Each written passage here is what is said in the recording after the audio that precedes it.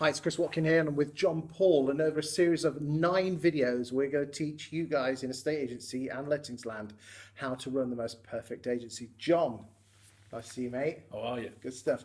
Okay, you've just released this book called Agency RoadMap with 9 separate sections. You've come down here because you want to try and sell the book, but as you know, nothing gets past me. You're going to have to give some value. So what I'd like to do is to have 9 videos on the 9 chapters, if that's okay. Yeah. And each one, I'd like you to almost give most of it away. How's that sound? Okay. Yeah, we can do that. Yeah. Of course we can. Right. So if what we're going to do is let's start off with part 1.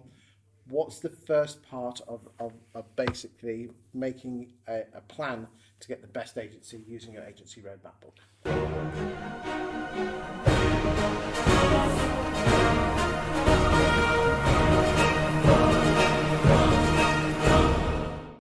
Cool. Well, the first thing you need to do is have the foundations of your business. So it doesn't matter what the shiny pennies are, how the systems work, the prospecting or the prop tech, anything like that, if you haven't got the foundations. Okay. And we call them the customer defining documents. So it's really your value statement. What are your values and how do you stay true to them?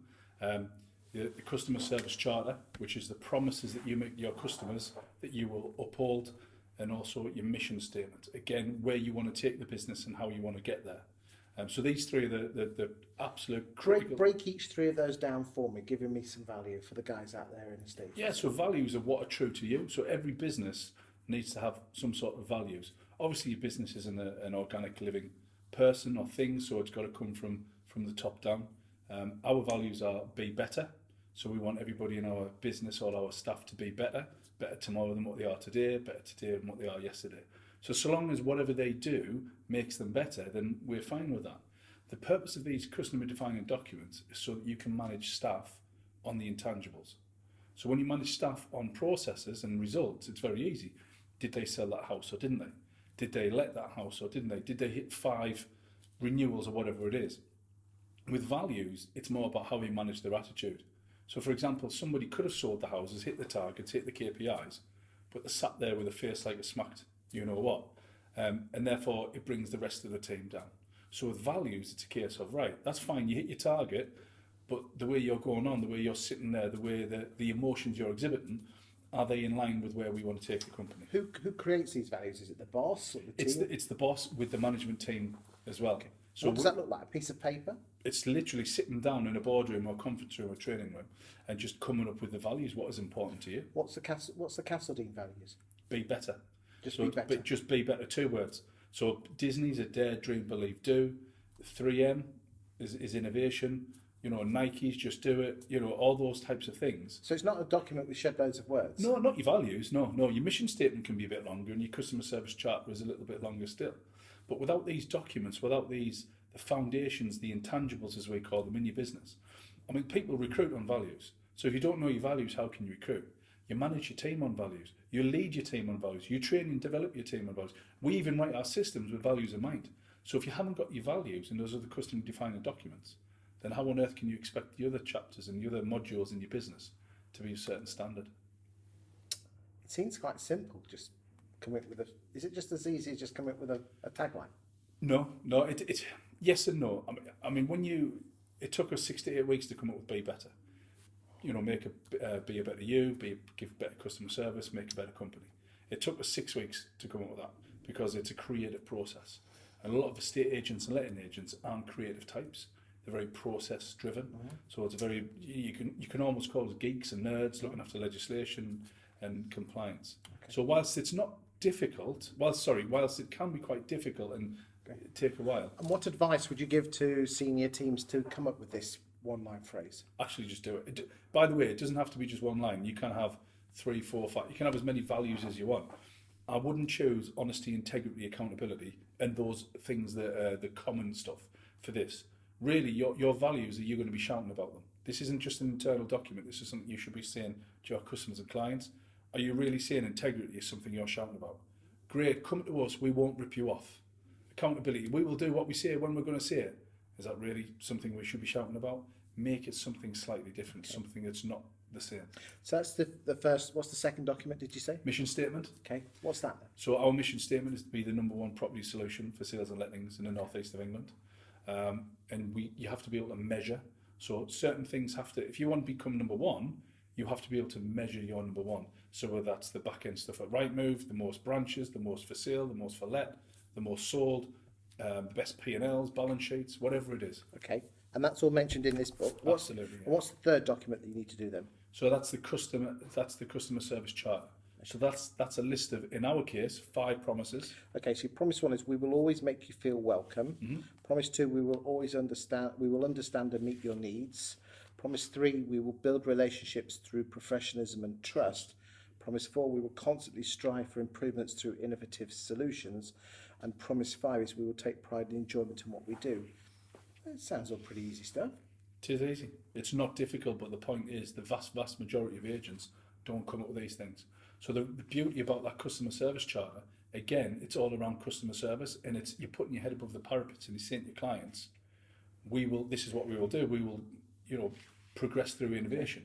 Now, if we don't do that, then we've broken that promise. We haven't followed the customer service charter.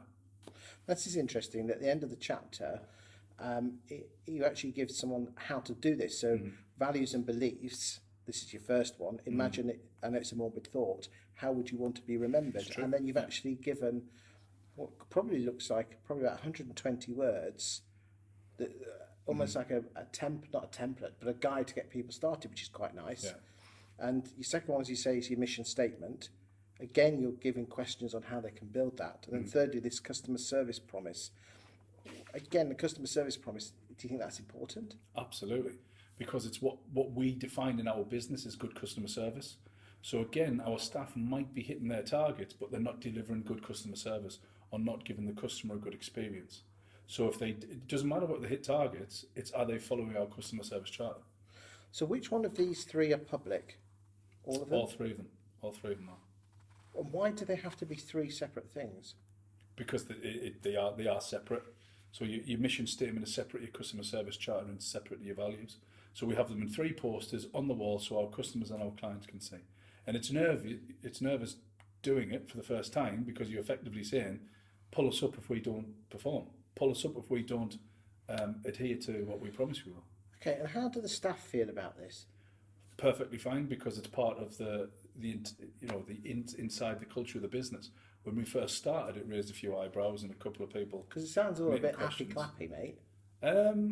It does, but it's not. It's really got a massive value in the business. And what real difference has this made to your business? Unreal. So we recruit on values. We can manage people based on all those 3 documents. We lead people on those documents. So it allows us to manage people on the intangibles of a business, i.e. culture, what they feel is good customer service, their attitude, and we can manage people out of the business based on that. And so basically, if you do have a bad apple, this is a great way to lever them out. Absolutely, yeah. But yet at the same time, the ones that, have you had any surprises with staff that you think wouldn't get it and have actually just embraced it? Oh, totally, absolutely. When we first implemented this, we could almost see, who was going to take it on and who wasn't going to take it on, who was going to embrace it and who was going to fight against it. And pretty much straight away, we realised who was going to make it. Now, moving on a couple of years, because this has been implemented in our business quite a while, again, it's very easy to see who embraces it. And those ones, 99 times out of 100, they're with us today. The ones who think it's a bit happy-clappy, don't want to be managed on attitude, just prefer to be managed on results, they don't last. Now, I know you're on an acquisition trail at the moment. How have the new firms that are not indoctrinated into the Castledine way felt about this? Obviously not mentioning any names. No, I don't mind. I mean, I'm an open book, as they say. So we bought one business in Washington, near Sunderland, and within 6 months, all 6 people, all 6 staff put the notice in or left. Because they didn't have the same culture that we wanted.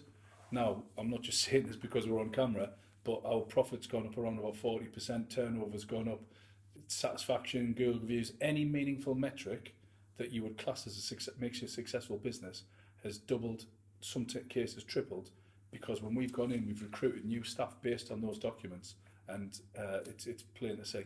Why do you think bosses aren't professional enough or structured enough to implement these sort of things? In the main, I think, and this isn't going to go down common very well, rather, I think estate agents are good estate agents, but that doesn't mean they're a good business person. I'm not a good estate agent. I'm a terrible estate agent. I'm an even worse letting agent. I've never done a sales valuation in my life, and I've done about 6 or 7 lettings valuations. But we run a 7, soon to be 10 branch agency with 60 staff managing over 2,000 houses and selling 500-600 houses a year. And that's because I treat it as a business, not an agency. Is that? Do you think most agents are an agent who's in business, and you're a businessman yes. who's Yeah. happens to be an And by the way, agent? I wasn't a businessman who came into the agency. I was just a landlord who didn't like managing my own property, set up a letting agency, and then I evolved myself into I skipped the agents, being a good estate agent, letting agent, and worked my Do you way think around. you need to know how to be a good agent to be where you are? Well, I'm not, so no. That's the short and tall. Don't get us wrong, it helps. It helps. You need to know when your staff are performing and how they're not performing. But again, if you forget the good estate agency thing and you go for KPIs and metrics and financial management and performance and all that stuff, you don't need to know about being a good estate agent. You just need to know about the results. Good stuff. Well, in the next video, we're going to be moving over to part 2, where I'll be extracting even more value out of JP, where we talk about recruitment. Thanks very much, G.